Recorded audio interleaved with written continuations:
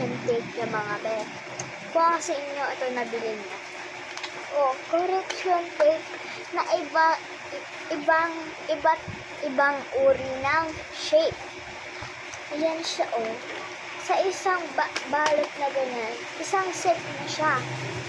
5 piraso na siya. Oh, 1, 2, 3, 4, 5. Kung tatanungin niyo ako kung ano pinaka-favorite ko dito, dalawang pinaka-favorite ko dito. Etong dalawang to, yung magkatabi na yan, kasi ang cute nila, lalo na to, papasok kasi na. Ito daw, favorite ko, kasi classic lang naman siya, so, isa-isa natin yun. So, buksan na natin. Ganito na siya, may kasama na siyang ganyan. Gusto ko ito, para siyang pouch siya. So, ito muna tayo sa classic. Yan, okay. Kulay pink, meron din siya purple, pink, blue, tsaka green. Ayun, 4 lang yung kulay niya. Ay, di ko alam kung sa inyo. Sa akin kasi yung available lang, 4 eh.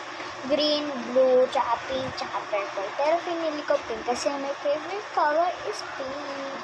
So, ayan. Ang cute din. Pero, classic lang din siya yung totoong normal na correction tape lang. Yan, makapal yan, guys. Yan, makapal yan. So, next is ito naman, yung pahaba niya. Ano siya, classic din siya, clamshell siya, and yung shape niya parang, hindi ko alam. Tapos yung tahik niya, yung di ganyan lang, classic lang din siya. Gaganyan din ko lang. Kaya medyo ayaw ko din. Next is, magkaparehas lang ito, tsaka ito, alam niyo paano ko nasabi. Ito, maliit. Parehas lang clamshell.